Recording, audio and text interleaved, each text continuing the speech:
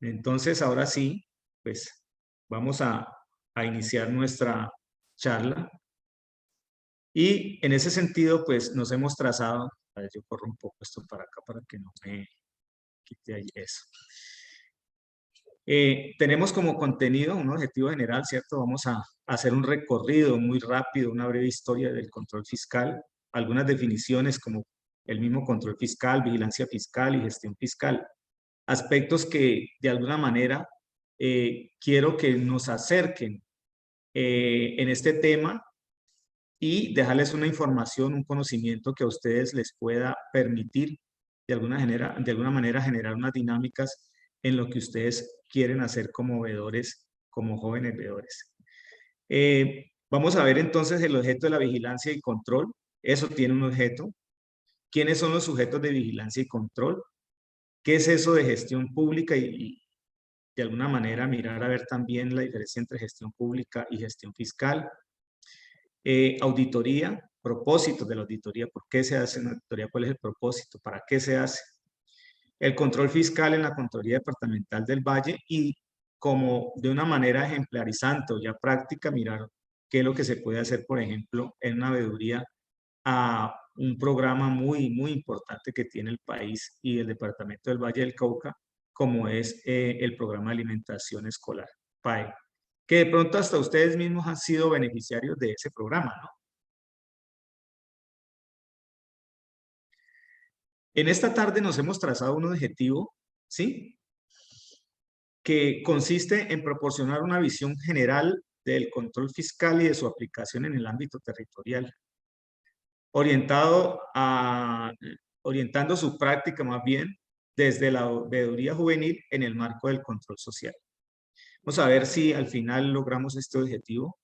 Todo dependerá obviamente y ustedes serán quienes califiquen este intento, este ejercicio que vamos a hacer. Quiero de alguna manera corroborar, comprobar, verificar si ustedes me están escuchando bien. Alguien de ustedes, de los 58 participantes o las personas que están conectadas, me indican si están escuchando bien y si están viendo bien las diapositivas, el material. Si el ingeniero está por ahí para que me les hable el micrófono un momentico para escucharles.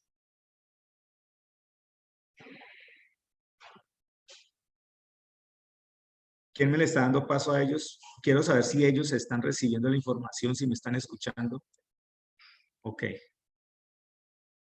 Bien.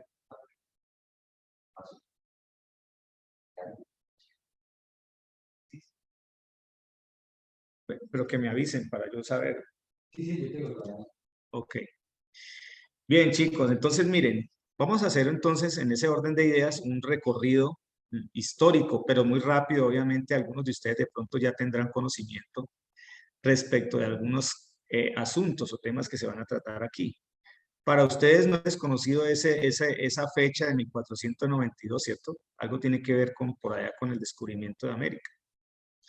Pero desde lo que vamos a ver, en ese entonces los reyes católicos designan un funcionario para supervisar el manejo de los recursos destinados al segundo viaje de Cristóbal Colón a América.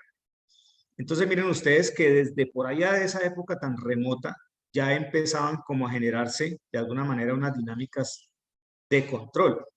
Por ahí en el año 1511, entonces se crea el Tribunal de la Real Audiencia de Santo Domingo para organizar las administraciones de las colonias mediante la rendición de cuentas. Entonces, mire aquí ya poco a poco va tomando forma, ya se habla de un Tribunal de la Real Audiencia. Obviamente nosotros, o más bien en esa época se dependía de España y se dependía administrativamente también. Entonces, por eso se establece ese tribunal para que se rinda cuenta sobre los asuntos y las cosas que se manejaban acá en las Américas.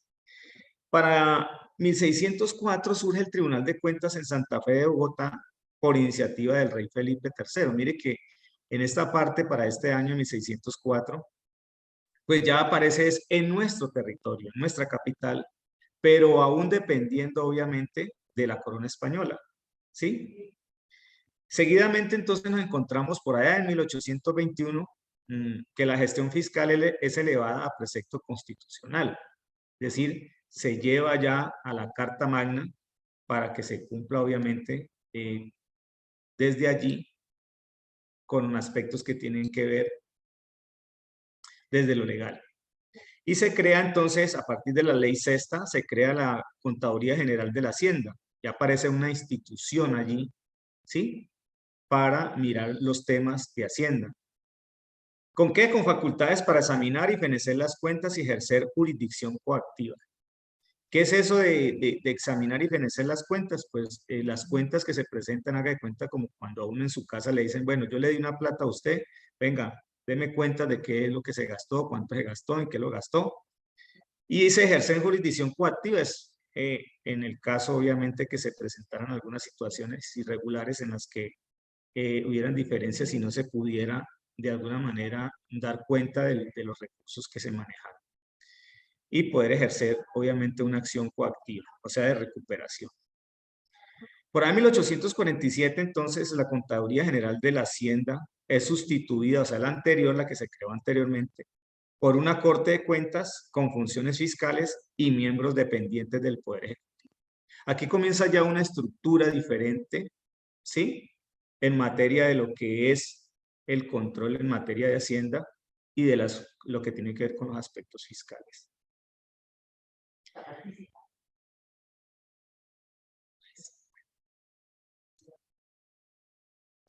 En ese orden cronológico podemos encontrar entonces que en 1923 llega al país la misión Kemmeren, encabezada por el profesor Walter Kemmeren, que es una comisión americana, una comisión de Estados Unidos, la cual fue contratada para que viniera a hacer un estudio ya más científico, más técnico, más propio de la situación de nuestro país.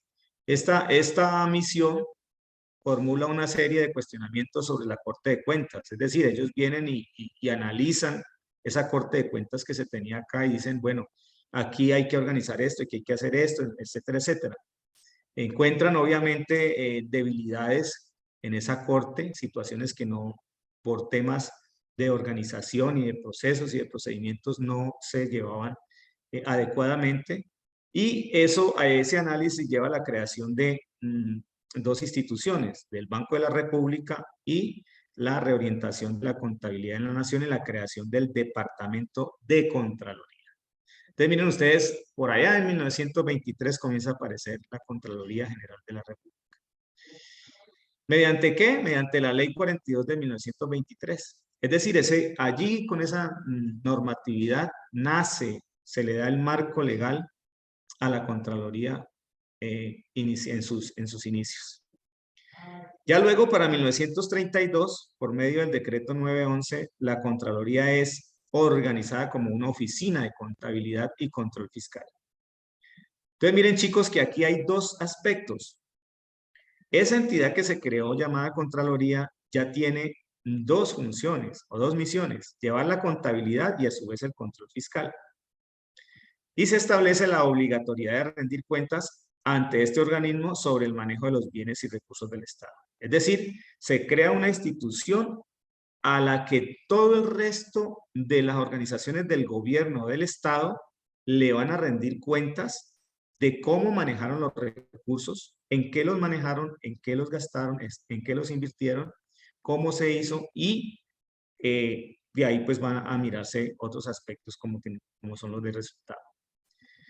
Para 1945, a través de la reforma constitucional, se definen los mecanismos para el ejercicio del control fiscal. Se determina la forma de elección del contralor y se fija el periodo del mismo. Miren ustedes cómo paso a paso, año a año, se han ido dando diferentes situaciones en las que se ha ido organizando el tema del control, el tema de la rendición de cuentas, la estructuración institucional para poder tener un mejor manejo de los recursos públicos. Entonces, ya nos vamos acercando un poco más y en 1975, con la Ley 20, se da origen a los controles previo, perceptivo y posterior. ¿sí? ¿Qué significaba ese control perceptivo y posterior? Ante todo, el previo y el perceptivo era un control numérico legal. El previo era un control que se hacía anticipadamente a los actos o a las actuaciones de las entidades públicas o de sus funcionarios, sus representantes, antes que se diera obviamente cualquier operación, es decir, un contrato, se tomara una decisión, previamente pasaban por una revisión o un visto bueno de la Contraloría General de la República. Y el control perceptivo es ese control que se hacía en su momento en sitio.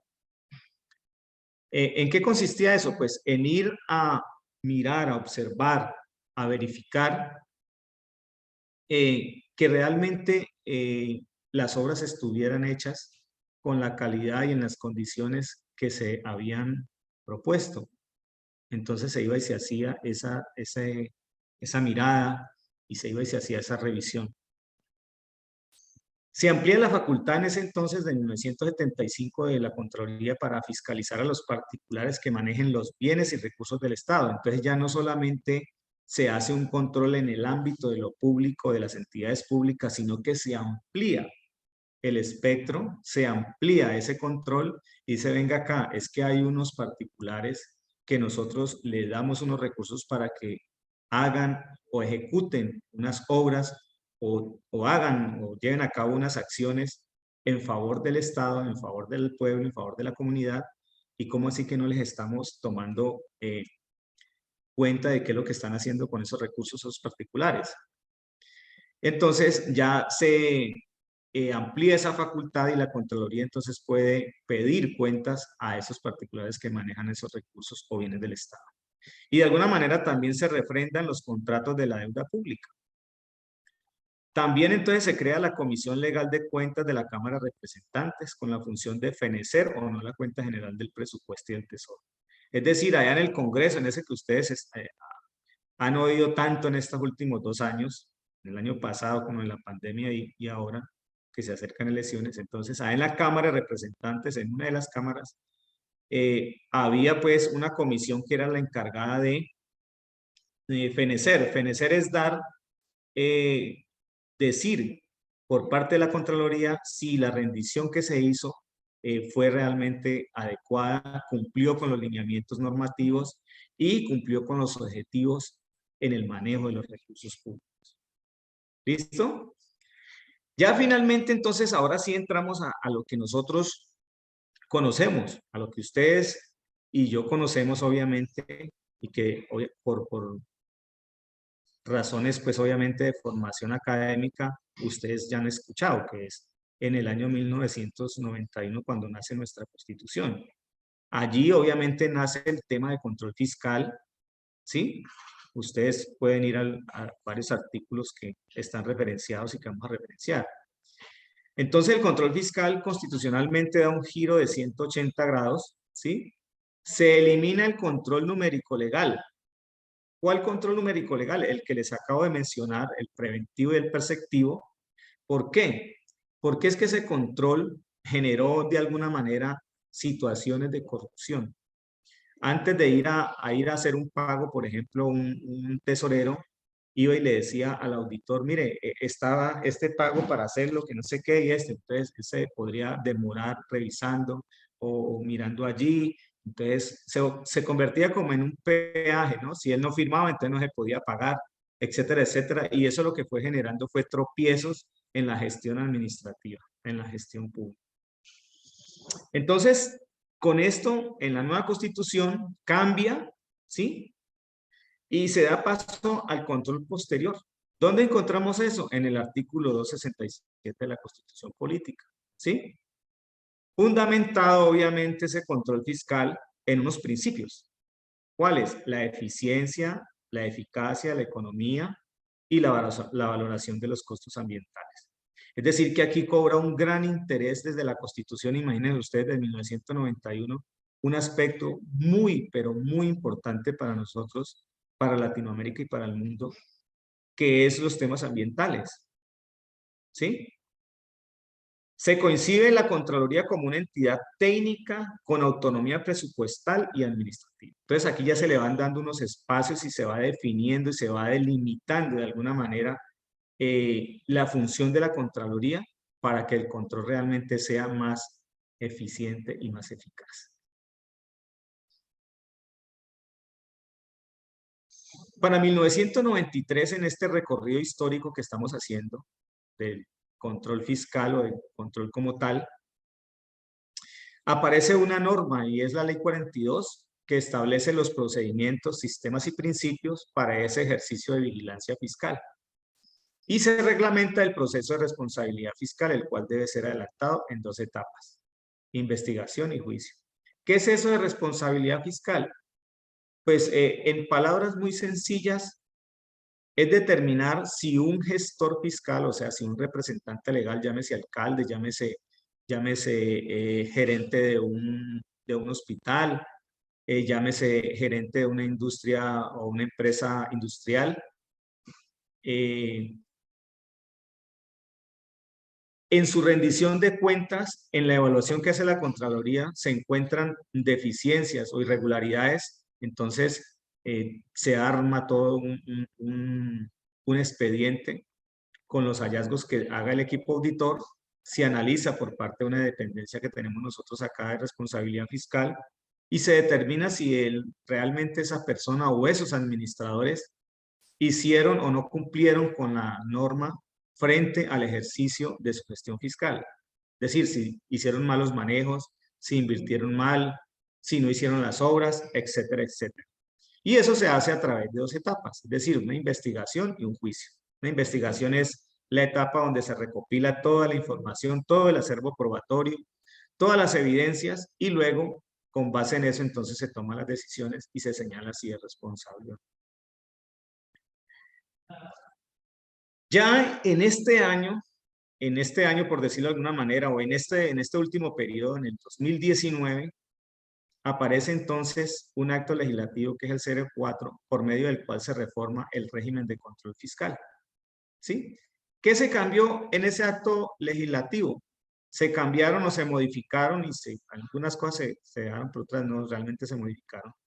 Los artículos 267, 268, 271, 272 y 274, como les estoy mostrando allí, de la Constitución Política de Colombia. ¿Esos artículos a qué refieren? A el tema de control fiscal. Ya en el 2020, o sea, fresquito, hace nomás el año pasado, ayer pues, por decirlo de alguna manera, aparece el decreto ley 403 y a través de este se dictan normas para la correcta implementación del acto legislativo que les he mencionado y que está ahí anteriormente, del 2019, y se establece obviamente que se debe fortalecer el control fiscal.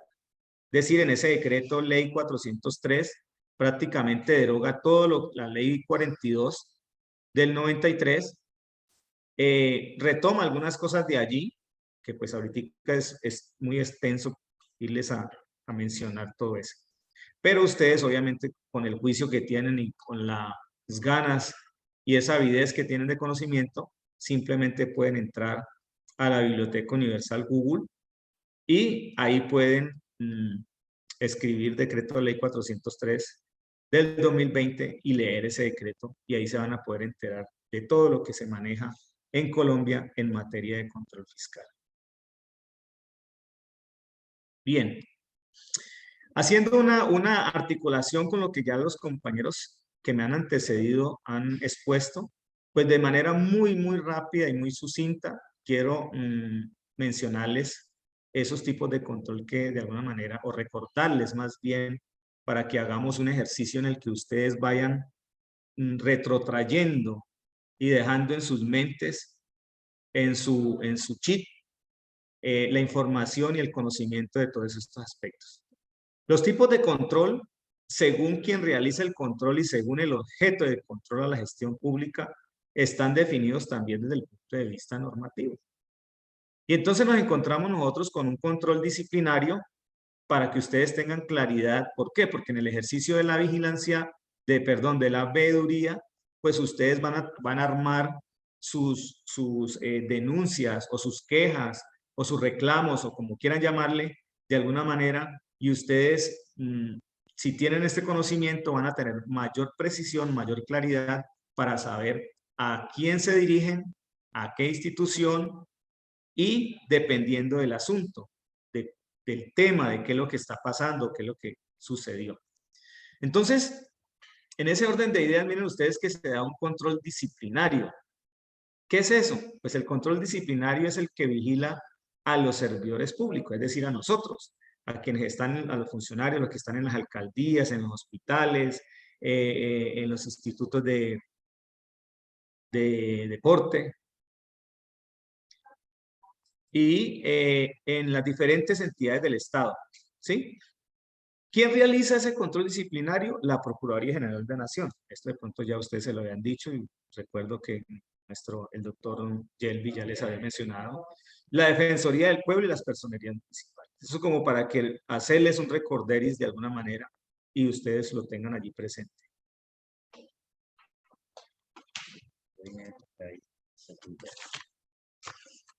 Bueno, entonces le abrimos el micrófono. Ya. Bueno, entonces aquí tengo una pregunta de Joimer Jair Sepúlveda Díaz, de Florida. Oh, bienvenido, Jair. Y Jair pregunta lo siguiente, dice, hay una carretera que comunica el Valle con el Cauca, pero pertenecen unas veredas de dicho municipio, y pregunté y me dijeron que era una vía que no les correspondía al municipio. Y pues esta vía es de una accidentalidad muy alta, y yo como veedor, ¿qué puedo hacer? ¿Qué puedo hacer al respecto? Bueno, Yair, hay un aspecto que creo, no sé si lo tocó la compañera Jenny, que tiene que ver con los bienes públicos. Lo primero que hay que entender dentro de los bienes públicos, ¿cuáles son esos bienes públicos? Y el doctor Yelvi lo anotaba con mucha claridad en la exposición anterior, y les ponía el ejemplo de un parque, ¿cierto? Las carreteras, los puentes, etcétera, él les mencionó. Sí es cierto que hay que determinar en qué zona geográfica, en qué lugar o por qué lugares es que pasa la carretera o la vía. Hay diferentes tipos de vías. Hay vías principales, hay vías secundarias y hay vías terciarias. Estas vías terciarias son las que están en las zonas de las laderas de las montañas, y las secundarias están alrededor. Entonces, Jair, primero, ¿cómo me doy cuenta si a quién pertenece? Yo puedo ir a planeación del municipio de Florida o del municipio de Miranda, si comunica estos dos municipios, y ahí me deben dar la información, ¿sí? Me deben dar la información de si esa vía es una vía municipal, o si es una vía departamental, o si es una vía nacional. Esos son los tres tipos de vía. Y de acuerdo a eso, a esa clasificación, entonces, la competencia de responder por la calidad o las condiciones de esa vía corresponde a quien esté asignada. Si es municipal, entonces, y está dentro del predio del municipio de Florida o de Pradera o el que sea, pues será el municipio el que tenga que responder por el buen mantenimiento de esa vía. Si es departamental, ¿a dónde averiguo? Eso lo puede averiguar en planeación departamental. Tomas un teléfono, miras allí en la página del Valle del Cauca y ahí puedes consultar. Entonces el departamento será el que tenga que responder. O si es del Cauca, esa vía como tal. ¿Listo? Ese es lo que se debe hacer. Bien, muchachos, entonces sigamos. En términos de control, nos encontramos con el control político, que es el que vigila y acompaña las acciones de los gobiernos, ¿sí? Y lo hacen las instituciones políticas territoriales como los partidos políticos, el Consejo Municipal, las asambleas departamentales y la Junta Administradora locales. Eso ya también lo habían mirado. Hay un control jurídico, que es el que investiga todo lo que se realice de acuerdo con la normatividad vigente, y que para que no se incurra en prácticas punibles. Eso le realiza la Fiscalía General de la Nación y el Ministerio de Justicia. Entonces, mire que cada control tiene asignado unos responsables, unas personas y unas instituciones que son las encargadas de ejercer cada uno de esos tipos de control y tienen unos procedimientos y tienen un marco legal de referencia. ¿Para qué? Pues para poder ejercer ese tipo de controles. Pero existe también un control financiero, que es el estudio, el análisis de los estados financieros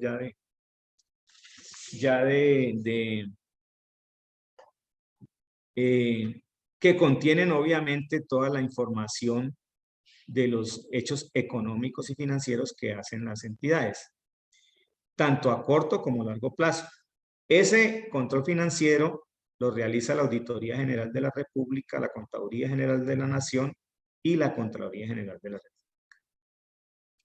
Como para hacerles pues un barrido y un recordés. Ya entrándonos a lo nuestro, entonces podemos observar que existe un control fiscal del que hemos hecho el recorrido histórico y que consiste en una función pública de fiscalización de la gestión fiscal. Seguidamente vamos a analizar qué es eso de la gestión fiscal de la administración. Cuando habla de administración nos referimos a la administración pública. Y miren ustedes que aquí en nuestra Constitución, tal como lo vimos ahora, entonces ya queda también que esa gestión fiscal y de los particulares o entidades que manejen fondos o bienes públicos. ¿Ven? De alguna manera,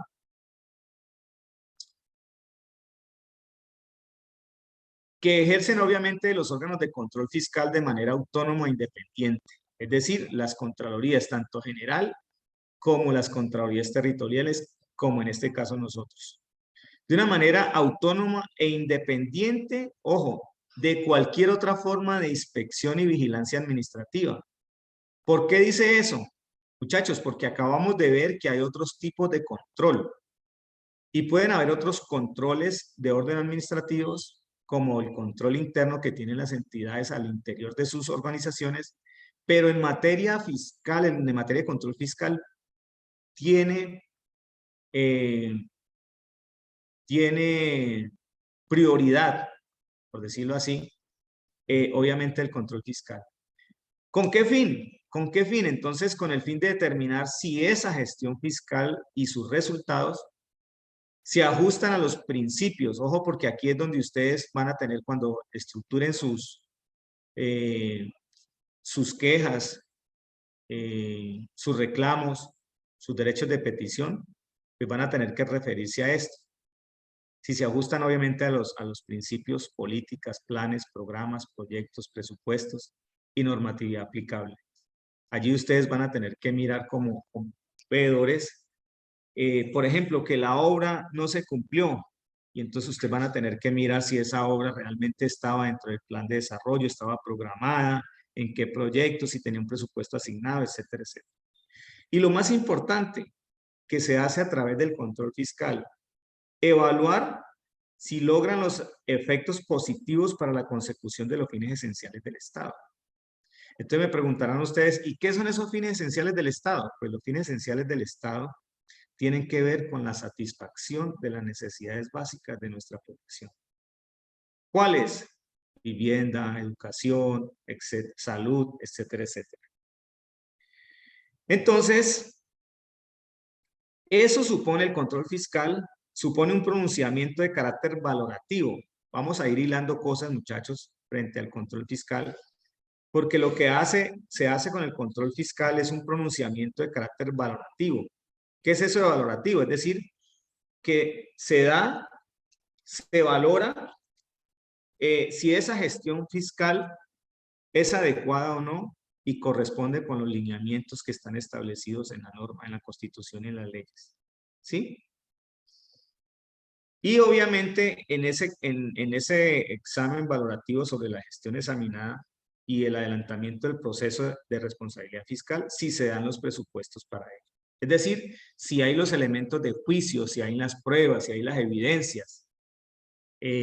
Ustedes como deudores, pues en ese ejercicio van a a tener la posibilidad de primero de mirar las cosas bien. No pueden ir como veedores a ir haciendo denuncias por hacerlas, que se conviertan solamente porque se dio una queja, un chisme, un bochinche, un comentario, y entonces salgan corriendo a decir que mire que ahí se llevaron la plata, que mire que tal cosa. No. Entonces hay que hacer un examen valorativo bien, bien a juicio. Entonces tenemos inicialmente el control fiscal, pero en el decreto que les mencionaba en el 403 del 2020, trae un elemento nuevo que es la vigilancia fiscal. Y en ese aspecto de vigilancia fiscal, ¿sí?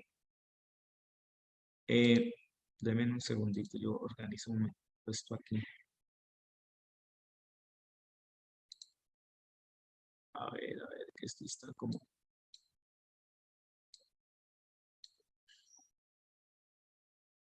que me está tapando aquí un momentico. ¿Cómo vamos hasta ahí, chicos? ¿Cómo vamos?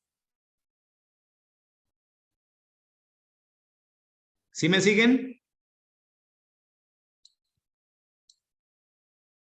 Epa.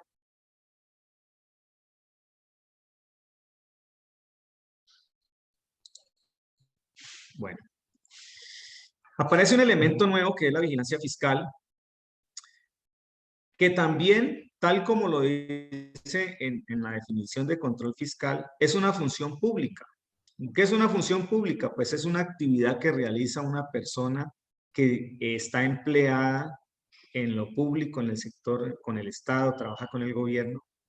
En este caso, la vigilancia fiscal es una función pública de vigilancia de esa gestión fiscal también, de la administración y de los particulares o entidades que manejen fondos o bienes públicos, que ejercen los órganos de control, es decir, que ejercen las contralorías. La vigilancia fiscal y el control fiscal lo realizan las contralorías, tanto la Contraloría General de la República como las contralorías territoriales, y a su vez también la Auditoría General de la República. Esos son los tres organismos, por decirlo de alguna manera, que están validados constitucional y legalmente para realizar el control fiscal y la vigilancia fiscal.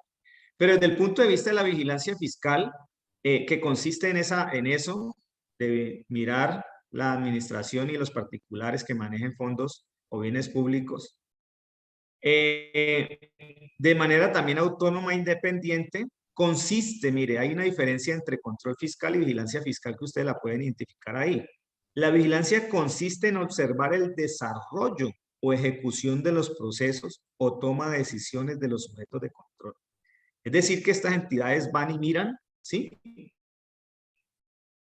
Vigilan, hacen la vigilancia, observan cómo cómo se ejecutan las cosas, el cómo se hacen, ¿sí? Cómo se llevan a cabo los procesos, cómo se toman las decisiones.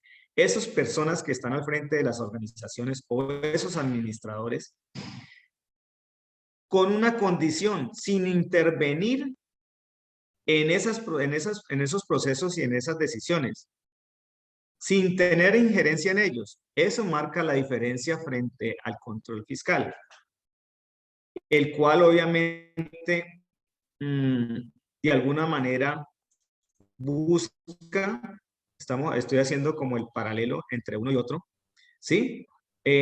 Busca es hacer un pronunciamiento de carácter valorativo. Entonces miren ustedes que hay una diferencia entre control fiscal y vigilancia fiscal para que vamos cotejando. En ese orden de ideas, entonces,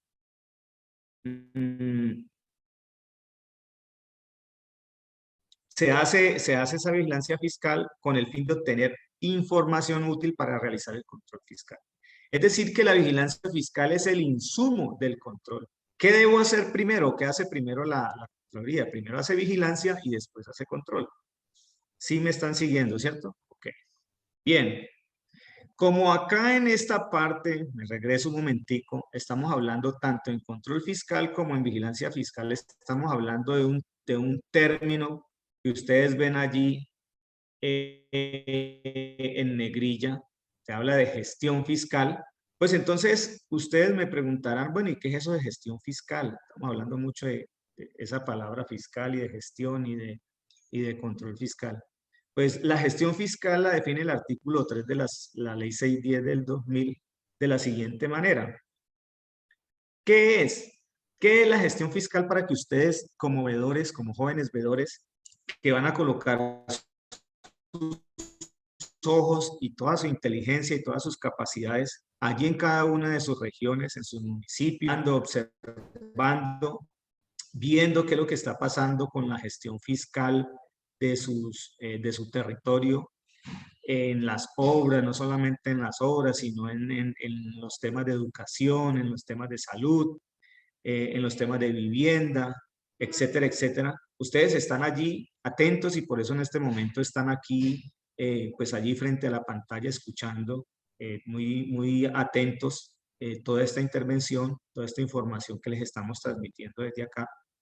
Y están interesados obviamente en conocer qué es lo que pasa con eso. Entonces deben tener claro qué es una gestión fiscal.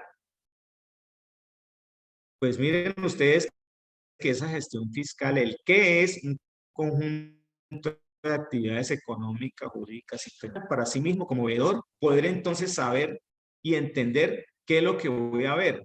Ah, yo voy a mirar las actividades. ¿Cuáles? Las económicas. ¿Económicas en qué términos?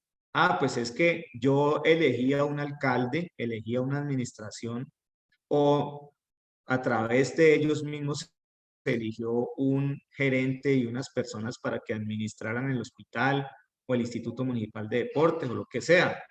Y entonces estas personas obviamente realizan unas actividades económicas. Nosotros los pusimos allí.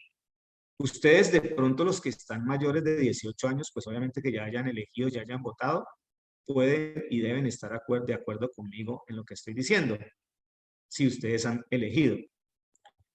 Sin embargo, obviamente que tienen todo el derecho constitucional y legal, si no tengan los 18 años, de hacer las deudas. Entonces, yo debo entender qué es esa gestión fiscal, qué es ese conjunto de actividades económicas, jurídicas y tecnológicas, y yo puedo ir a mirar qué fue lo que se hizo desde el punto de vista económico, desde el punto de vista financiero, desde el punto de vista jurídico y tecnológico con esos recursos, con esas obras, con esas actividades.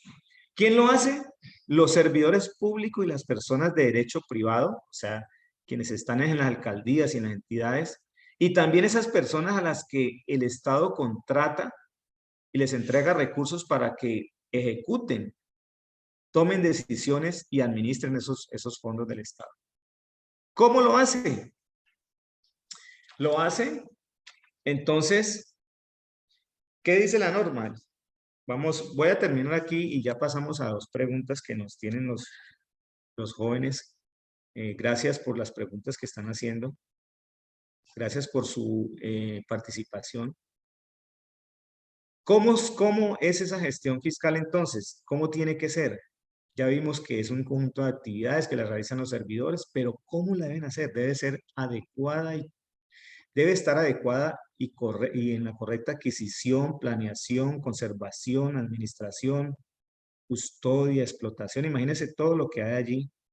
Enajenación, consumo, adjudicación, gasto, inversión y disposición de los bienes públicos, así como la recaudación, manejo e inversión de sus rentas. Entonces, ¿cómo tiene que ser esa gestión pública? Así. Aparte de adecuada, tiene que ser correcta en todo lo que está ahí, es decir, debe estar bien planeada. No puede o no debe un alcalde o una administración municipal hacer una planeación a su amaño, como ellos quieren. Debe corresponder a las necesidades que tiene la población, ¿sí? Debe también conservar los bienes que se les ha dado a administrar, saberlos custodiar. Si hay, en términos de explotación, digamos que hubiera una mina, también hay que saber que esos recursos pertenecen al Estado. Si hay que enajenar los bienes también, si hay que venderlos, o si tiene que hacer un consumo o una adquisición, las adquisiciones no pueden hacerse de manera subjetiva, es decir, yo compro 50 cuadernos para tenerlos guardados allí, no, etcétera, etcétera. Entonces, esa gestión fiscal está bien definida en ese marco legal del artículo 3 de la ley 610 del 2000. Pero ¿para qué entonces todo eso que estamos hablando? ¿Sí? Para cumplir con los fines esenciales del Estado, ojo, con sujeción a los principios de legalidad, es decir, que debe estar dentro de un marco legal, de eficiencia, es decir, que debe haber un costo-beneficio, ¿sí? De economía, debe estar, conseguirse a buenos precios y en buenas condiciones de calidad. De eficacia es que obviamente me genere a mí los resultados que se requieren de acuerdo a los objetivos trazados. De equidad, pues que alcance, o sea, bien repartido. De imparcialidad, no es para mis amigos. De moralidad, transparencia, publicidad y valoración de los costos ambientales. Es decir, que esa gestión fiscal debe considerar también la afectación en términos ambientales. Bien, voy a hacer un paréntesis allí para leer una pregunta de Daniel Muñoz, quien pregunta, ¿por qué la Contraloría, un ente de control, tiene la vigilancia política, siendo este conexo al órgano ejecutivo y legislativo? Bueno, Daniel, no sé cuáles serán tus bases argumentativas para decir que la Contraloría tiene la vigilancia política. La Contraloría, como les acabo de mostrar, ejerce un control fiscal a la gestión fiscal en los términos que establece la ley. La Contraloría no hace vigilancia política.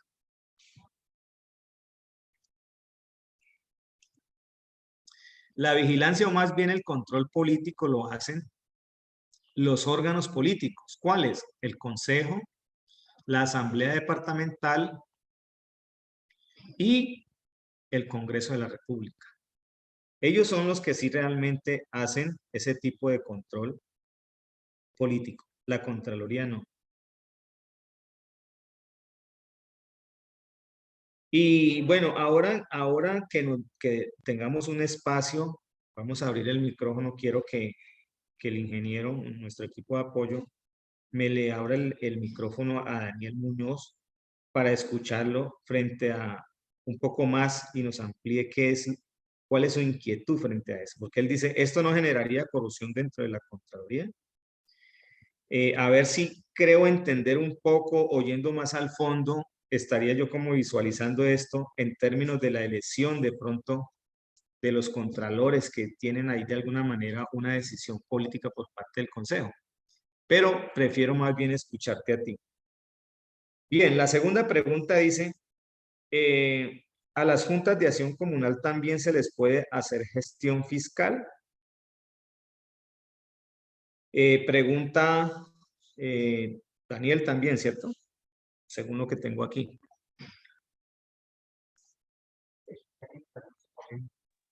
¿Me escuchan? Hola. Sí, Daniel, buenas tardes, ¿cómo Vale. estás? Buenas tardes, doctor. Bueno, listo. La pregunta, precisamente eso. En las diapositivas anteriores, si no entendí mal, ¿no? Era que había un control político hacia la Contraloría, ¿sí? No estoy muy seguro, ¿sí? No, me ha faltado leer un poco sobre cómo se elige precisamente el Contralor y otros altos mandos de la Contraloría, ¿sí? Supongo que debe ser por parte por parte del Estado en una terna o algo por el estilo. Me imagino, no sé, puede que me equivoque. Pero si hay un control, ¿sí? Digamos, simplemente el órgano ejecutivo, ¿sí? El órgano ejecutivo no puede manipular a la Contraloría para que su decisión cambie porque precisamente hay un control tanto ejercido directamente del control ejecutivo como, ¿sí? Un alto mando. ¿Me hago entender? ¿Me hago entender? O tal A vez ver, no. Daniel, a ver, como te decía antes, la Contraloría, lo primero que hay que aclarar es que la Contraloría no hace control político. Primero, hay un control en los tipos de control y me voy a volver acá para que estás allí muy atento, gracias. Si tú ves allí, hay un control disciplinario, un control político, un control jurídico, un control financiero. Y si seguimos acá, hay un control fiscal y una vigilancia fiscal que están determinadas constitucional y legalmente, y ya lo mencionábamos, en el Acto Legislativo 04 y en el Decreto 403 del 2020, con unas funciones muy específicas que las acabamos de ver. Entonces, de pronto tienes una confusión allí y de pronto estás pensando en términos de la elección del contralor. Obviamente que ustedes jóvenes no, y nosotros obviamente, y todo el pueblo, no debe desconocer las dinámicas de la política como tal. Somos un Estado social de derecho y obviamente en el mundo todo se rige por políticas. Es más, nosotros en nuestros hogares también tenemos nuestras políticas. Nuestros padres también colocan sus políticas. Sus políticas son las normas, son los principios que nos han regido, principios que nos enseñan, ¿cierto? Esas son políticas que debemos cumplir en la casa. Usted debe estar aquí a las 11 de la noche porque usted es menor de edad y usted hay que asumir, hay unas dinámicas allí. En el caso de la Contraloría, eh, esa posible injerencia de la que tú mencionas no se da porque constitucionalmente ya está establecido que el control fiscal se hace de manera autónoma e independiente de cualquier otro órgano o control administrativo y de cualquier otro tipo de control. ¿Para qué? Precisamente para que no se presente lo que tú estás diciendo. Ya en términos de elección del contralor, pues obviamente eso pasa a través de toda una convocatoria y todo un proceso que se lleva a cabo entre el Consejo Municipal y la entidad que se contrate para que adelante ese proceso. Y allí, pues obviamente, esa entidad que sí es de control político es la que toma la decisión de escoger o elegir quién va a dirigir todo el tema de control fiscal como tal. Sí, soy claro, Daniel. ¿Me le cerraron el micrófono a Daniel? Bueno, yo espero que de todas maneras, allí te quede resuelta la inquietud. Marlene Klinger era la niña que pregunta, la joven que pregunta que si a la Junta de Acción Comunal también se les puede hacer gestión fiscal. No es tanto como gestión fiscal, Marlene. Si me devuelvo un poquito, Marlene, que me le pudieran hablar el micrófono a Marlene. Estábamos viendo lo que es la gestión fiscal, ¿cierto? Las juntas de acción comunal, ellos hacen o realizan una gestión fiscal. ¿Que consiste en qué? En lo que acabamos de ver, en un conjunto de actividades, ¿cierto? Más bien entiendo que tu pregunta puede ser que si a esas juntas de acción comunal se les puede hacer control fiscal. Claro que sí, también se les puede hacer control fiscal y lo hace la Contraloría que le corresponda. La Contraloría Territorial, por ejemplo, si es aquí en Cali y está la Contraloría de Cali y hay una Junta de Acción Comunal a la cual se le han entregado unos recursos para que los administre, para que ejecute, entonces pues obviamente va a ser sujeto de hacerle control a esa Junta de Acción Comunal como tal. ¿Listo? Bien, sigamos. Entonces miremos en ese orden de ideas, ¿cuál es el objeto de vigilancia y control? Hay un objeto de vigilancia y control. Entonces se entiende por objeto de vigilancia y control que, en este caso, miremos a qué es que se le hace control, a qué es que se le hace esa vigilancia, ese control. ¿Cuál es ese objeto que yo voy a observar, a analizar, a mirar y a controlar? Pues ese objeto de vigilancia y control son las actividades, las acciones, las omisiones, las operaciones, los procesos, las cuentas, los contratos, los convenios, los proyectos, programas y todo aquel acto o hecho que realicen quién y los demás asuntos que se encuentren comprendidos o que incidan directa o indirectamente en la gestión fiscal, en esa gestión que vimos ahora. O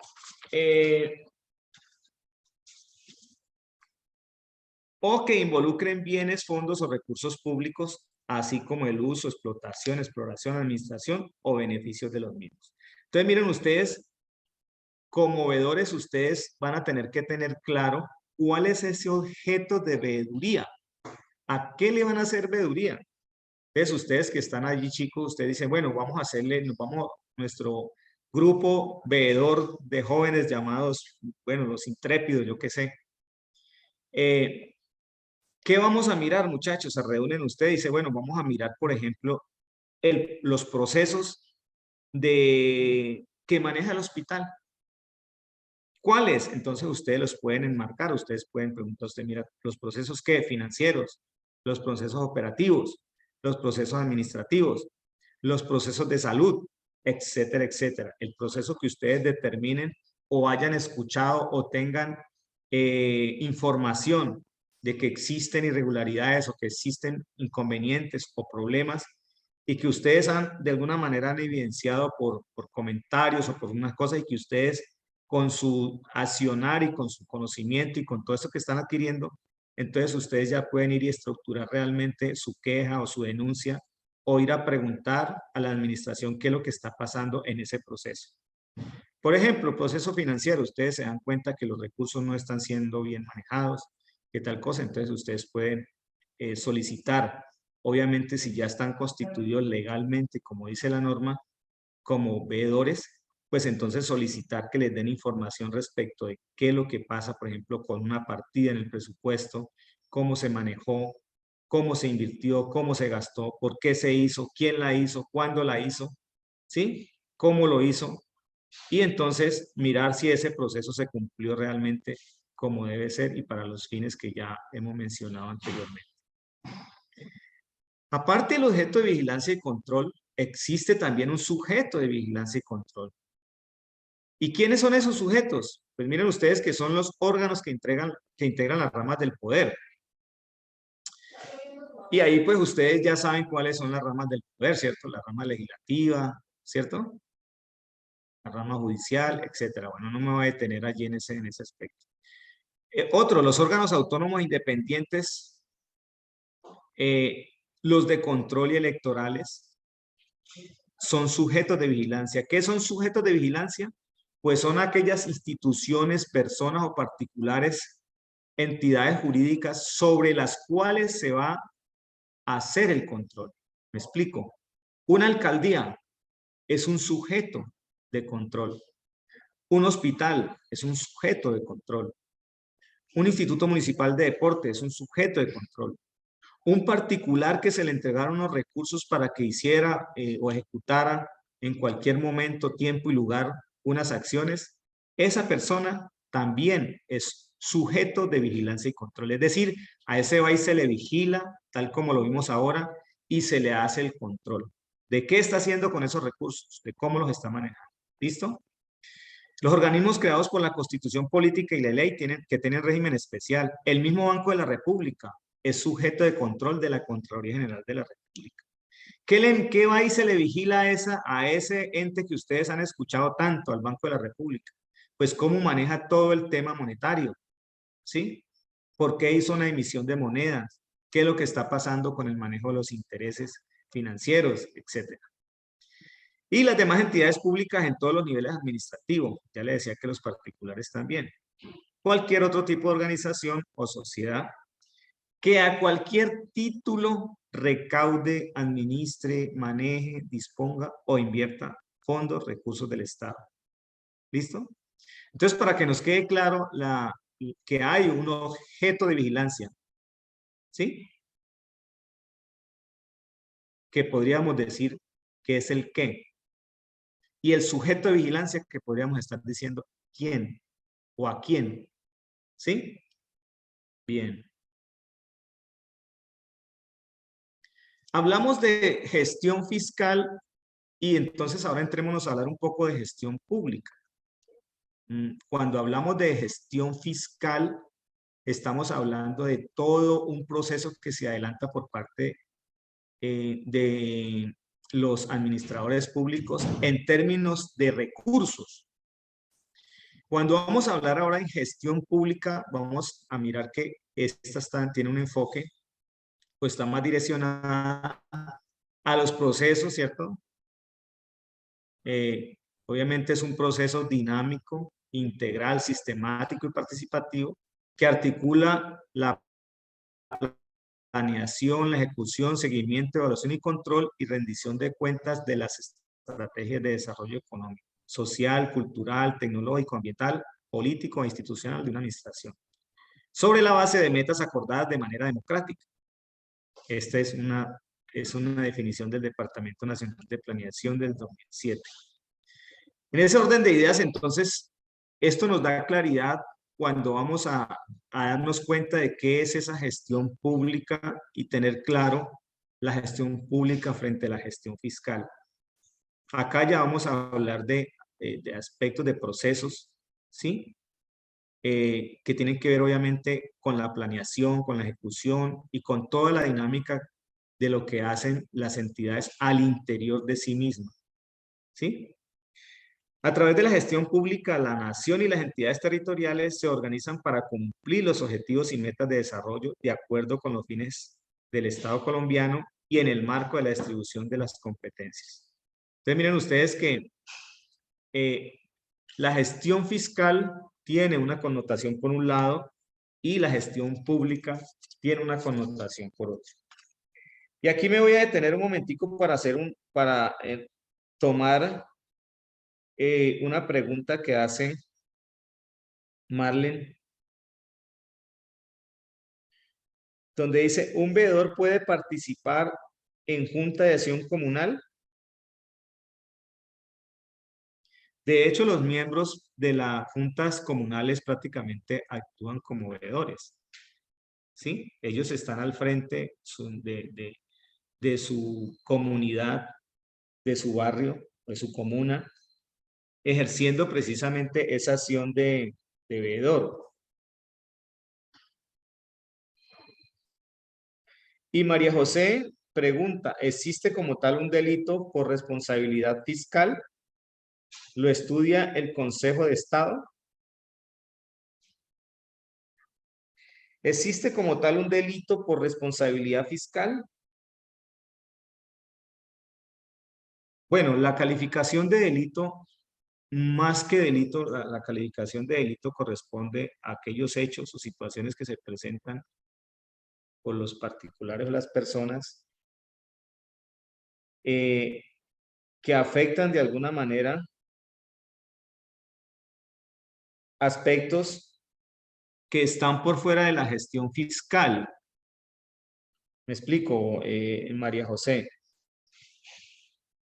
Existe sí una responsabilidad fiscal de aquella persona, aquella entidad o aquel particular que maneja recursos, fondos o bienes del Estado. Existe una responsabilidad fiscal, María José, en la medida en que esta persona no haya cumplido más bien con los preceptos legales en términos de lo que se le encomió o se le mandó o se le recomendó o se le asignó que hiciera con esos recursos. Y voy a poner un ejemplo. En la alcaldía X, el alcalde contrata a una empresa o a un grupo de empresas para que realicen todo un tramo de vía. Y llega a la Contraloría y hace una auditoría y encuentra que los materiales que fueron utilizados en la ejecución de esa obra son de mala calidad, que el tramo que se hizo no correspondía a lo que tenía planificado, eran 50 kilómetros e hicieron 45. Entonces, hay deficiencias en esa ejecución de esa obra, en ese contrato, y por tal razón entonces la Contraloría llama a cuentas al municipio y también al contratista.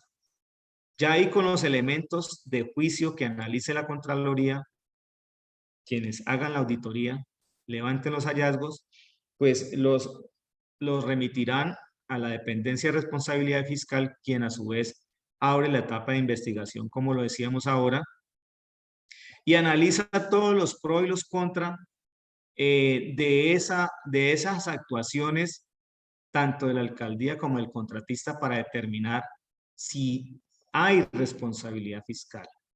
La responsabilidad fiscal está enmarcada en la actuación de ese particular o de la administración pública en lo que corresponde con lo que se le ha asignado, con el manejo de los recursos, con la custodia, con el cuidado, con el gasto, con la inversión y todo lo que vimos ahora.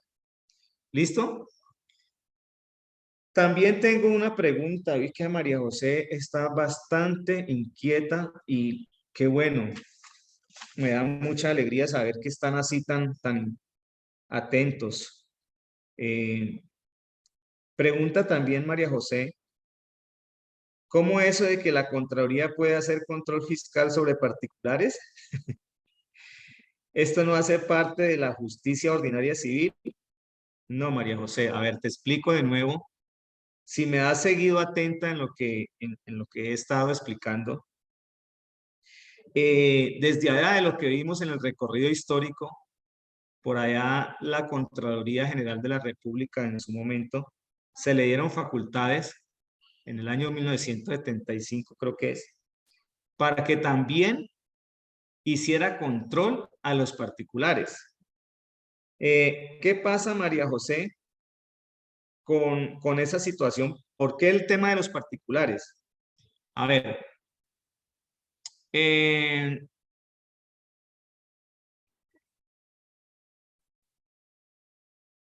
voy a poner un ejemplo para a ver si me hago entender.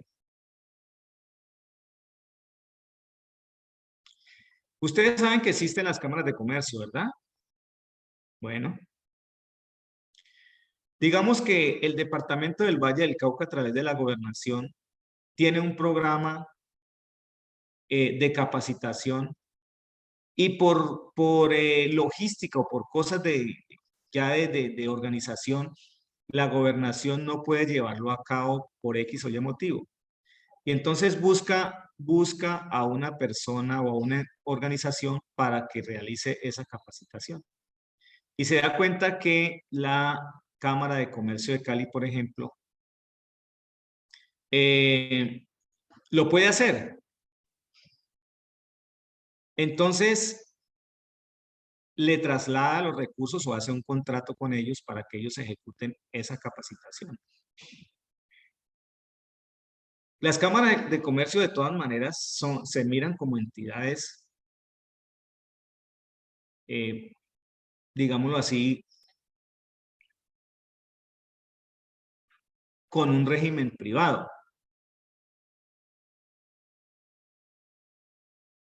Entonces, esta entidad realiza esa capacitación y por ese hecho de haber recibido esos recursos, tiene que rendir cuentas a la Contraloría Departamental de qué fue lo que hizo, cómo se hizo el contrato, cuándo se hizo, por qué se hizo, quiénes fueron los capacitando, quiénes fueron los que recibieron la capacitación, en qué momento, y todo lo que tiene que ver con ese recurso que se le dio para que administrara.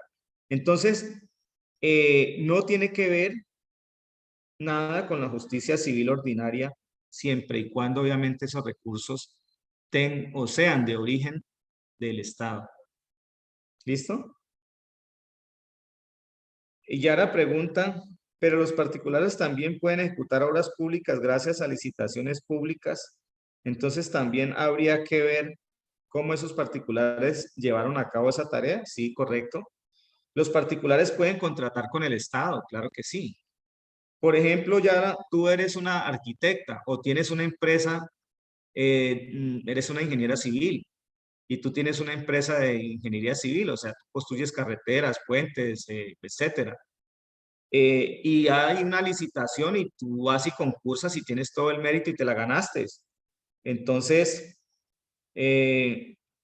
tú te conviertes en sujeto de control y vigilancia, o de vigilancia y control de la Contraloría en el territorio que estés. Si estás aquí en el Valle del Cauca, pues será la departamental. Si es una licitación a nivel nacional que te la ganaste, pues será entonces la Contraloría General de la República. ¿Listo? Bien, muchísimas gracias por las preguntas, muchachos. Avancemos.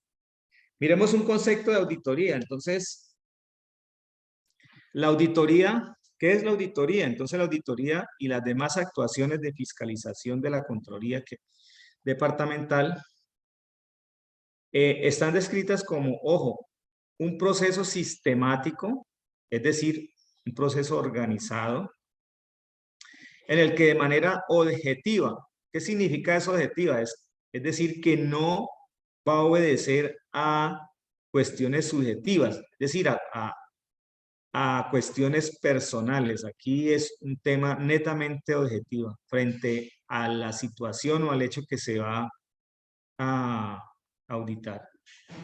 Un proceso sistemático en el que de manera objetiva se obtiene y se evalúa la evidencia para determinar si la información o las condiciones reales están de acuerdo con criterios previamente establecidos. Ese es un concepto muy técnico de auditoría como tal y es el que manejamos nosotros. Entonces, cuando ustedes vayan a mirar, ¿qué es eso de auditoría? ¿Qué es eso de las auditorías que hace la Contraloría Departamental? Pues ustedes ya pueden entender que es un proceso sistemático, ¿sí? Un proceso ordenado, en el que de manera objetiva se obtiene y se evalúan las evidencias. ¿Qué se obtiene? Es decir, nosotros solicitamos información, preguntamos, indagamos, verificamos, ¿cierto? Esa información se evalúa, esa evidencia, llámese contrato, llámese pago, llámese ejecuciones presupuestales, es decir, todos esos documentos y todas esas acciones, plan de desarrollo, etcétera, para determinar si esa información o las condiciones reales están de acuerdo con los criterios previamente establecidos.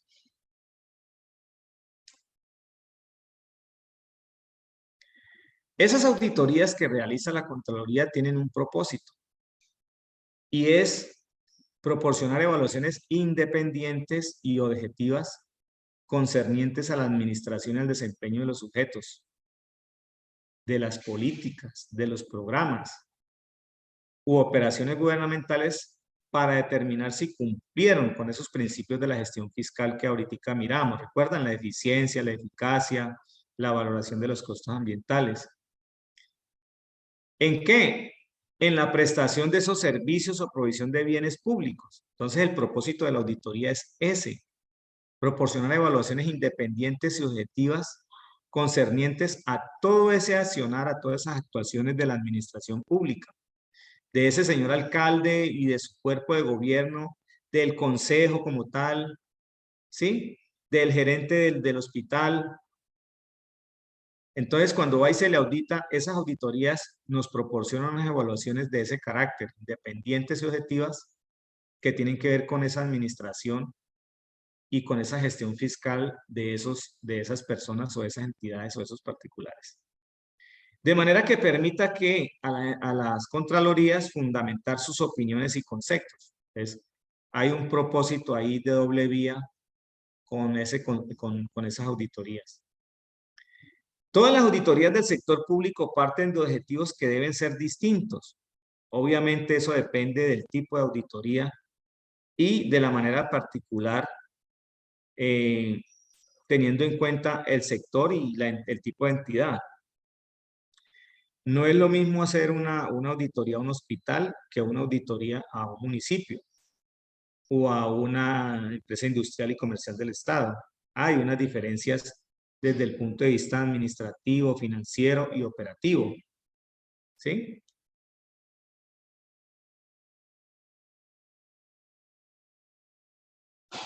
Entrándonos un poco en el control fiscal que realiza la Contraloría Departamental, nosotros acá realizamos un control a partir de 3 tipos de auditoría.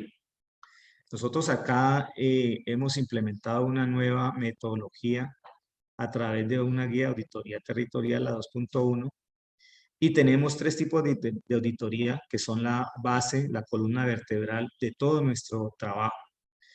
Entonces ahí está la auditoría financiera y de gestión, que básicamente analiza todos los aspectos que tienen que ver con la parte financiera, los estados financieros, presupuestales, y anexo con eso un tema de gestión que tiene que ver con contratación y que tiene que ver con planes, programas y proyectos. Tenemos una de cumplimiento, que su enfoque directo es al cumplimiento de los criterios normativos, tanto las fuentes de criterio como los criterios que están establecidos constitucional y legalmente. Y la desempeño, donde se evalúa obviamente de manera independiente y objetiva el cumplimiento de unos principios, como el principio de eficacia, de eficiencia, de economía, entre otros, en el marco de lo que haya establecido la entidad en términos de políticas, programas, proyectos, etc. Entonces miren ustedes que nosotros ahí en control fiscal lo hacemos a través de, estos tres modalidades de auditoría. Auditoría financiera y gestión, de cumplimiento y desempeño. También paralelamente o alternativamente tenemos los sistemas de control que los establece el decreto 403 del 2020. ¿Y cuáles son esos sistemas? El financiero, el de legalidad, el de gestión, el de resultados, revisión de cuentas, evaluación de control interno y procedimientos especiales. ¿Dónde está eso? Eso lo pueden encontrar ustedes en el decreto 403 del 2020. Allí están claramente definidos, ¿sí? Pues obviamente ustedes no van a ser especialistas en aspectos de control fiscal directamente, sus veedurías, pero sí pueden apoyarse ahí para mirar cómo se hace o cómo se aplica o cómo se maneja o qué es lo que contiene un sistema de control financiero, por ejemplo. Entonces ahí va a decir, el sistema de control financiero se refiere a la evaluación que hacen los entes de control a los aspectos financieros, al balance, al presupuesto, etcétera, etcétera. El de legalidad es el que se hace en aspectos normativos. Y ahí va indicando, obviamente, cada uno de ellos. Miren ustedes que en ese marco de lo que hemos hablado, de lo que hemos dicho hasta ahora, podemos estar mencionando entonces, ya para ejemplarizar,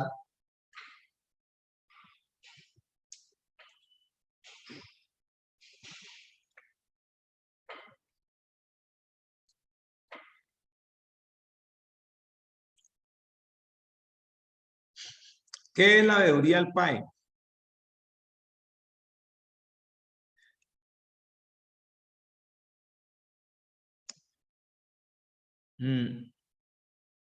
Las veedurías ciudadanas obviamente son un mecanismo que le permite a todos los ciudadanos o a las diferentes organizaciones comunitarias como las que mencionaba ahora nuestra compañera, la Junta de Acción Comunal, la JAL u otro tipo de organizaciones, ejercer vigilancia sobre la gestión pública. ¿Y cuál gestión pública? La que acabamos de ver. Específicamente en la ejecución de un programa, proyecto, contrato o de una prestación de un servicio público. En este caso, pues, estamos refiriéndonos al programa de alimentación escolar. Insisto, reitero, las veedurías ciudadanas son un mecanismo, una forma, de alguna manera, de intervenir en las actuaciones del Estado o del gobierno para ejercer vigilancia sobre esa gestión pública, sobre esas decisiones, sobre esas cosas que se están haciendo en términos de programas, de proyectos, de contratos o de la prestación de un servicio público. El PAE es un programa de alimentación escolar que ustedes pueden estar conociendo mejor que yo. Ese programa, obviamente, a lo mejor ustedes han sido beneficiarios de él. ¿Cuántos de ustedes o tendrán familiares en este momento, hermanitos, primos, en las escuelas y se estarán beneficiando de ese programa? Este programa tiene una gran inversión. A esto se le asigna unos recursos muy importantes, por lo que amerita obviamente que la comunidad participe en la veeduría de este programa. ¿Y qué mejor que los mismos estudiantes o los mismos jóvenes? Ustedes puedan ir a indagar, mirar, observar, comprobar, verificar que ese programa realmente se esté cumpliendo de acuerdo a los objetivos y a las metas trazadas y para el propósito que se ha establecido.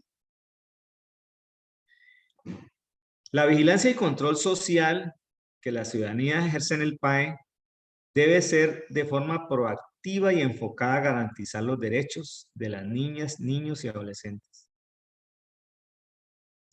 Eso hay que tenerlo claro a la hora de ir a hacer una veeduría a este programa. Debe tener claro que debe ser proactivo. Es decir, debe generar acciones de mejoramiento, de avance dentro del programa como tal. Y obviamente deben estar encaminadas a garantizar esos derechos de los niños y de las niñas y adolescentes. ¿Esos derechos de qué? Pues de tener acceso a la educación, de permanencia en la educación, de alimentación para poder estar en condiciones adecuadas y recibir la formación que se requiere en las escuelas y colegios. ¿Qué se puede vigilar y controlar o qué puede más bien controlar una veeduría ciudadana al PAE o del PAE? Ustedes preguntarían, bueno, ¿y qué le miramos a eso? Pues aquí les tengo la respuesta.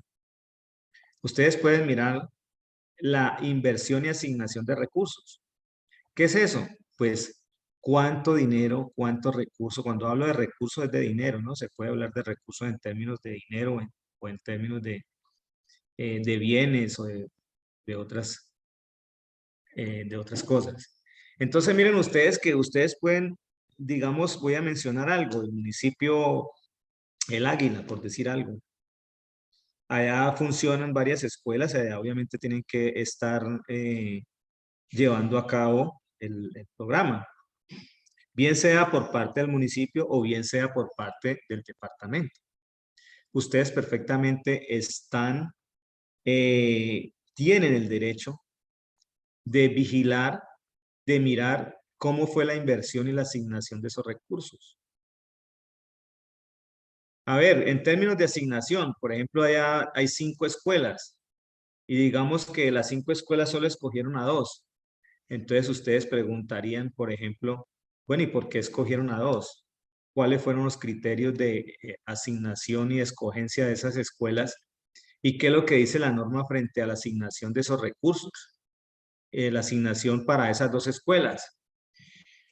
Y ustedes se pueden encontrar, por ejemplo, que esas 2 escuelas fueron escogidas porque realmente las condiciones socioeconómicas de los estudiantes de ahí es supremamente precaria y que las otras 3, su condición socioeconómica es muy buena.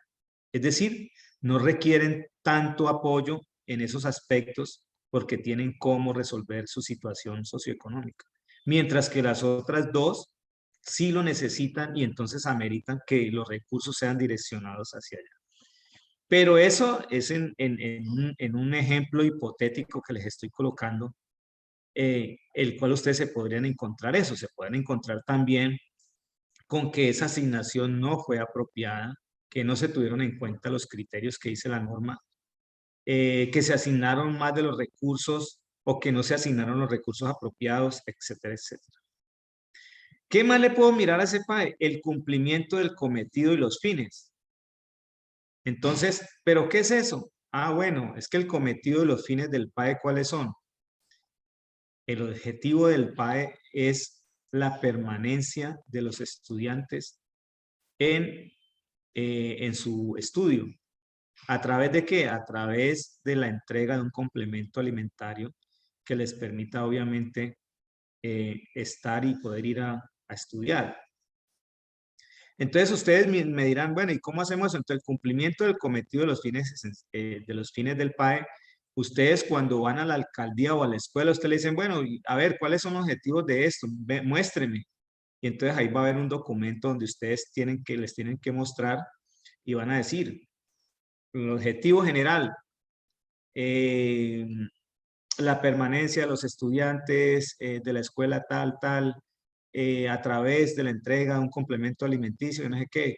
Y metas, entregar tantas raciones. ¿Qué días? 2 al día, o 1 al día, o una solamente a la entrada, etcétera. Y ahí van a encontrar, obviamente, esos objetivos, ese cometido, ¿para qué está hecho? ¿Para qué lo hicieron? ¿Cuál es el propósito?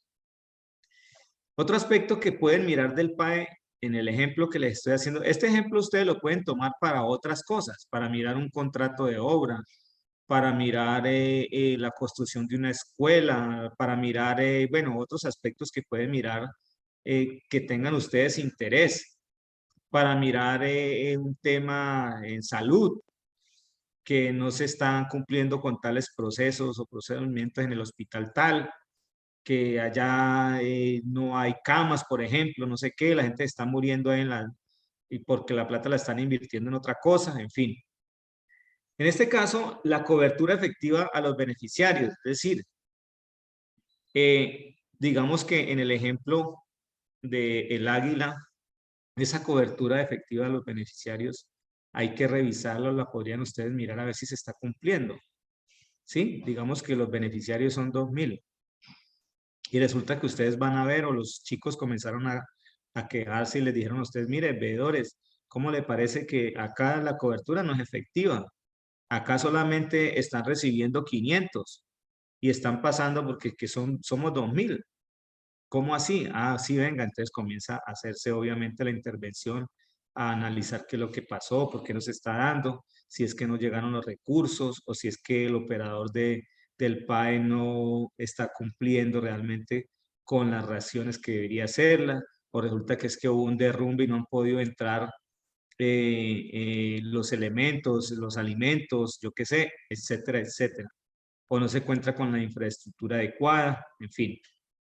Oportunidad de efectividad del servicio, es decir, si se está presentando oportunamente y efectivamente, ¿sí? A tiempo.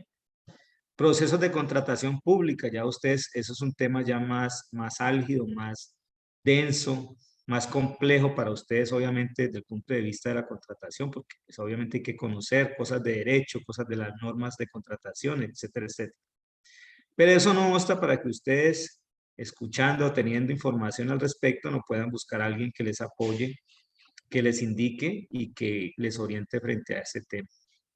La cantidad y calidad de la minuta patrón, es decir, hay unas minutas que ya están establecidas para preparar las raciones que deben tener unas condiciones de calidad, de cantidad, de nutrientes, etcétera, etcétera. Eso se tiene que cumplir. Ustedes con que simplemente la escuela vayan y digan, permítame la minuta de patrón de lo que están dando aquí para el PAE y entonces ahí van a aparecer. 10 de la mañana, entonces vamos a dar chocolate con pan, mantequilla y huevos. Pues ahí van a mirar, la minuta dice eso y la minuta va a decir, esa porción alimenticia tiene tantas proteínas, tantas calorías, tantos carbohidratos, etcétera, etcétera. Y obviamente ustedes van a mirar si eso se cumple o no en la cantidad y la calidad de la minuta. Los muchachos pueden estarle diciendo, no, pues compañeros, ¿cómo le parece que es que, mire, estos huevos están pasados, a nosotros nos están dando un chocolate que ya eso está pasado, tal cosa, o esto está crudo, esto no, sí, y la calidad ahí sería deficiente y ustedes tomarían nota de eso y armarían obviamente eh, su denuncia. Y así sucesivamente. Entonces, miren ustedes, les estoy dando un ejemplo para que ustedes de alguna manera puedan ubicarse dentro de eso. Yo creo que esto pues ya lo vieron también, creo que con la compañera en la primera parte, no sé. ¿Quiénes pueden constituir veedurías ciudadanas de PAE? Ah, bueno, del PAE como tal.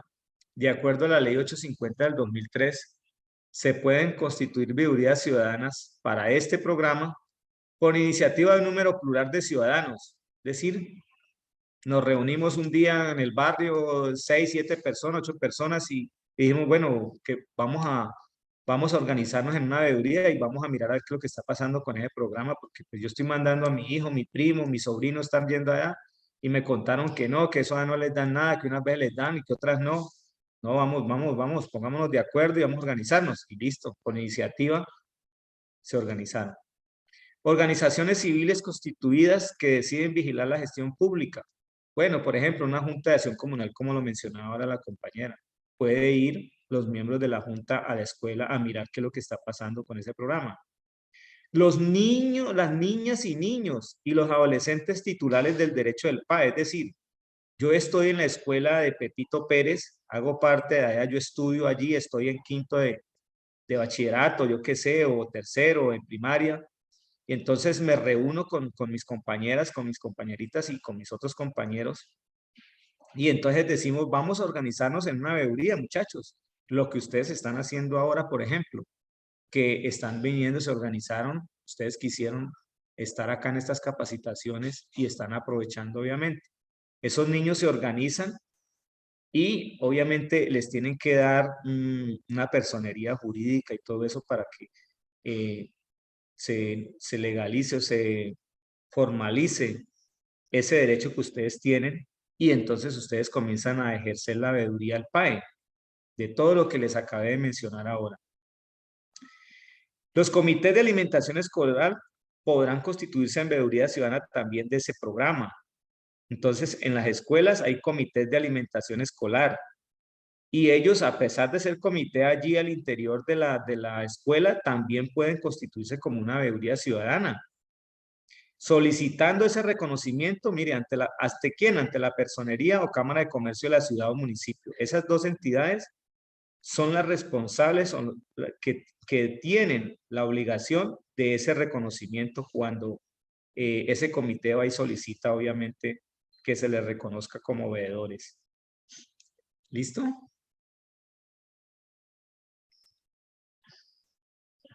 Bueno, ¿cómo vamos hasta allí, chicos? Tenemos 10 minutos. Voy a abrir los micrófonos para escucharles. A ver si, doctor Duero, ¿me escuchas? Sí, Julio César. Sí, doctor Duero, muchas gracias por esa interacción que hemos tenido el día de hoy. Agradecerle también a todos los participantes y tenemos dentro del chat, doctor Duero, 3 preguntas claves que quisiera que de pronto las contestemos. Ahí están. En el chat, ¿cuál es? A ver, mira, a ver, yo miro a ver cuál es. Ah, ya. Bien, entonces, Jean-Pierre, ¿de dónde es? Sería bueno saber de dónde nos habla Jean-Pierre. Si está en Cartago, en Florida, en Jamundí. En lista está para que le activemos, doctor Duero Ingeniero, a la compañera María José y al compañero Joimer, que tienen 2 Eso. preguntas y otras 3 preguntitas que están en el chat. Sí, Jean-Pierre nos pregunta lo siguiente. Por omitir algún hallazgo, los contralores pueden incurrir en delitos particulares, llevaron a cabo esa tarea.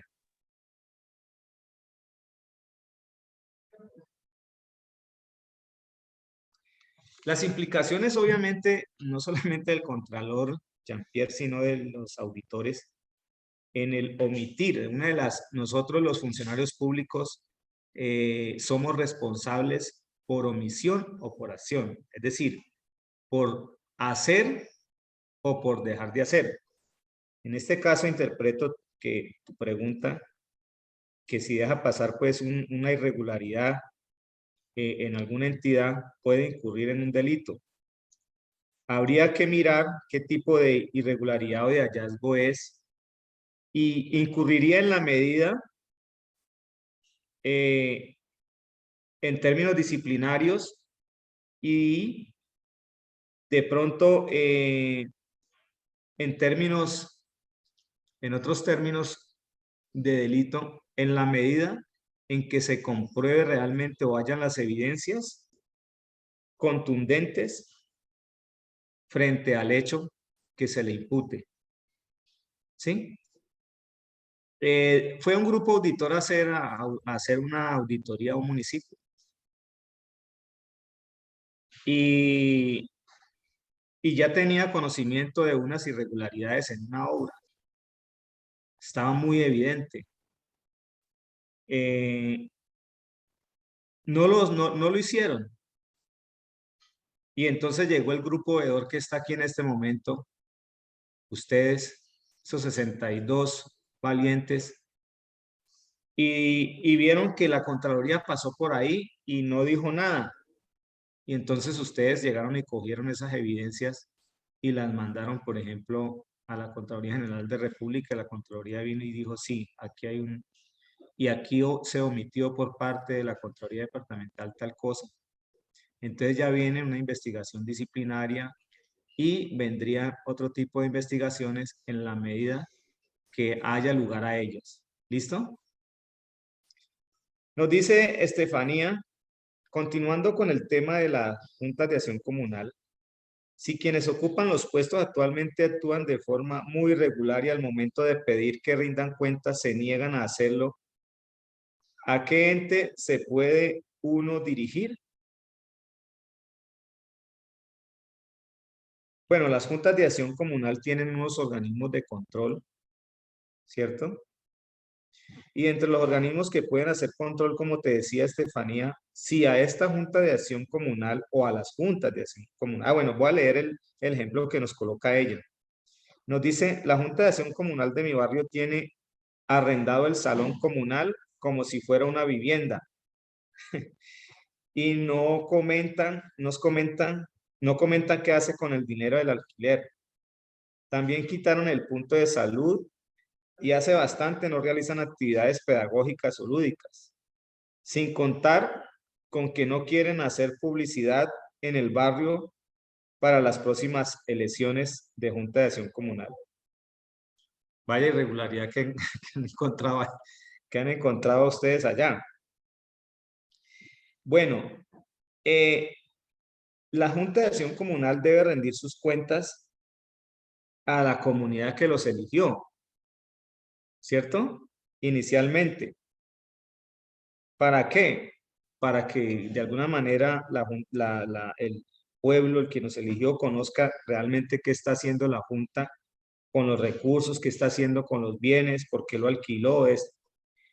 Para lo que nos compete a nosotros, de los que yo les he compartido en esta tarde, si esa Junta de Acción Comunal hubiese recibido recursos del municipio o del departamento, entonces usted se dirigiría a la Contraloría Departamental o a la Contraloría Municipal, si hay, por ejemplo, en el caso de Jumbo, en el caso de Palmira, en el caso de Cali, de Buenaventura, que tienen sus Contralorías, pues si ellos han recibido recursos o algunos bienes de otras entidades públicas, serán sujetos de control, de vigilancia y control por parte de estas Contralorías.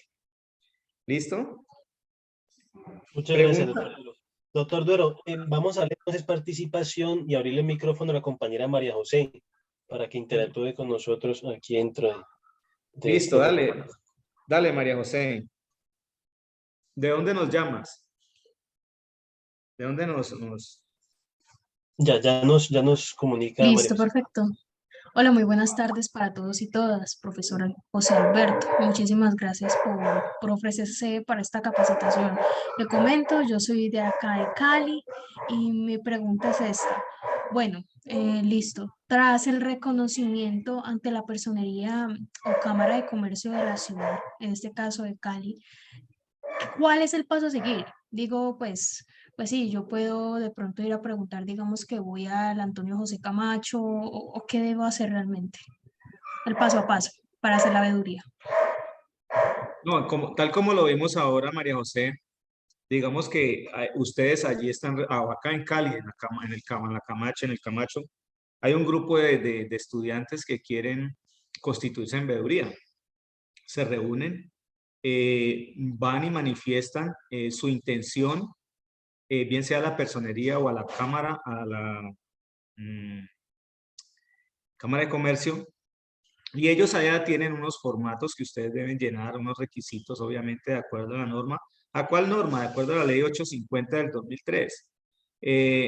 Ahora, por cuestión de tiempos, pues, no alcanzo a mostrarles, pero usted simplemente abre Google, en este momento lo puede hacer, y mira cuáles son los requisitos para constituir esa veeduría que trae la ley 850, ¿cierto?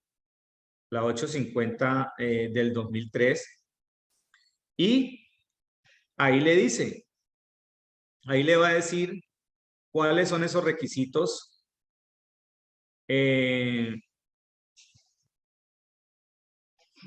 porque esta norma es la que reglamenta las veedurías. Esa sí te dice el paso a paso de lo que hay que hacer.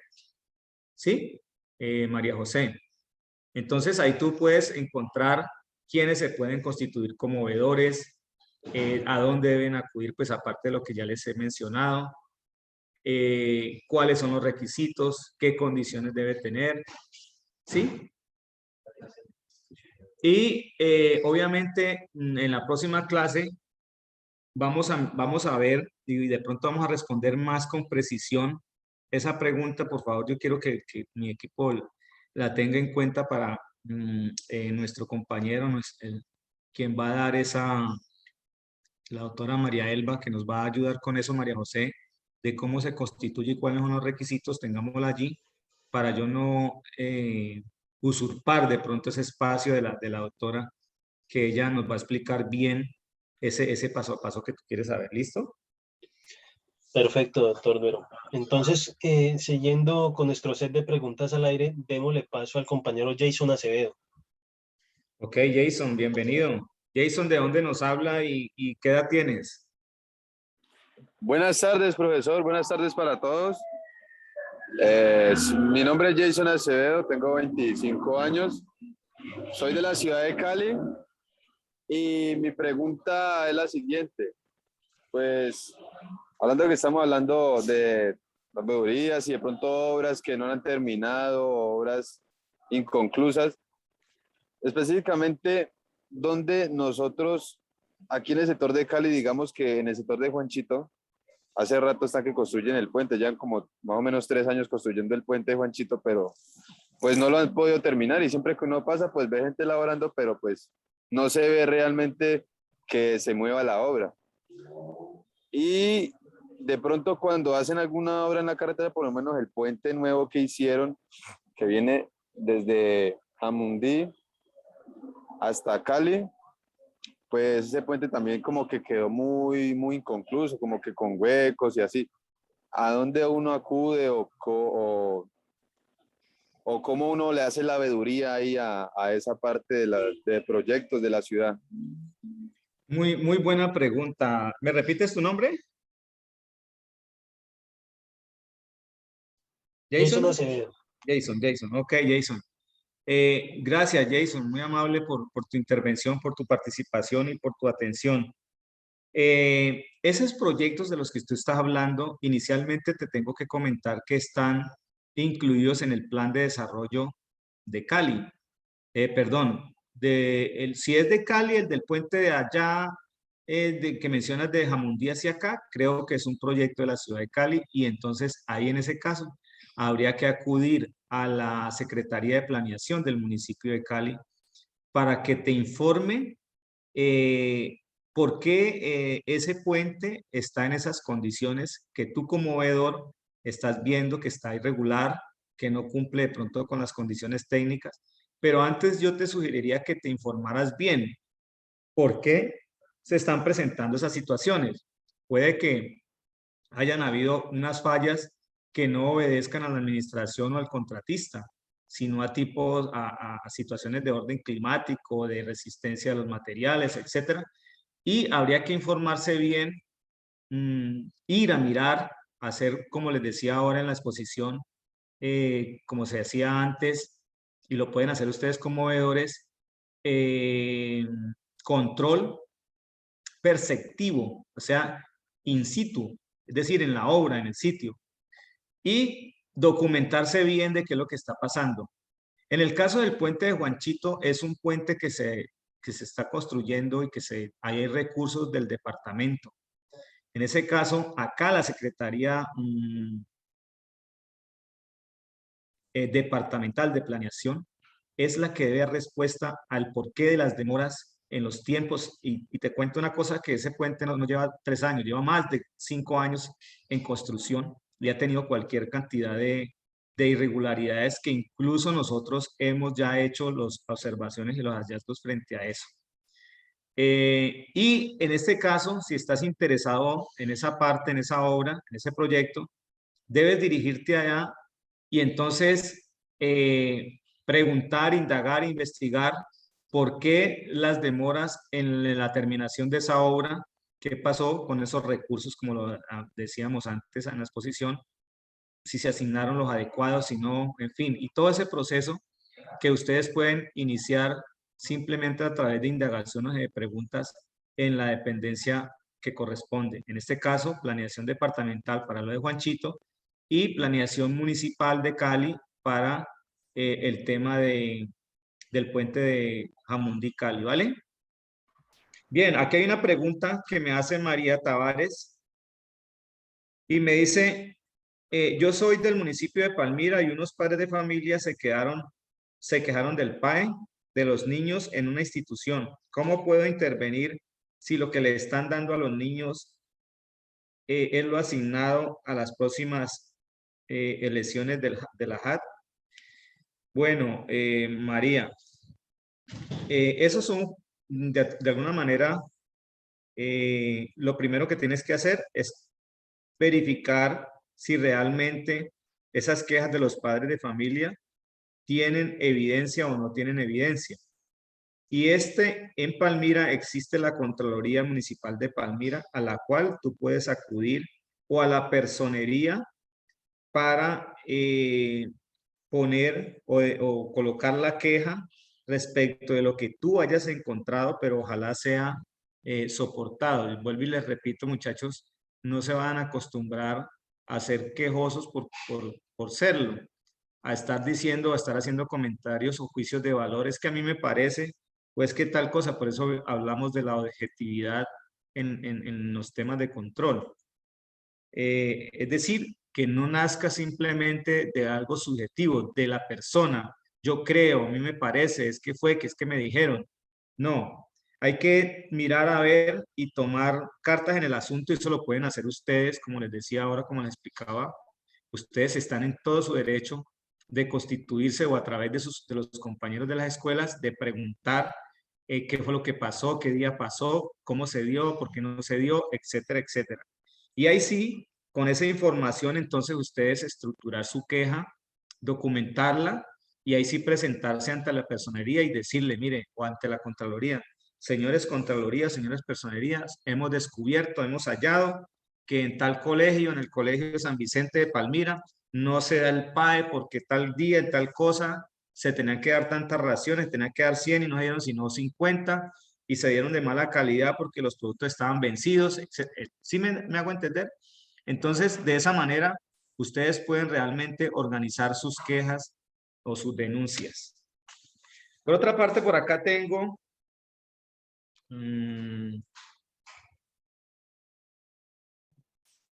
Doctor, nos escribe Gian Gómez desde Guacarí. Doctor Duero. Sí, dime. Él nos pregunta también referente al PAE.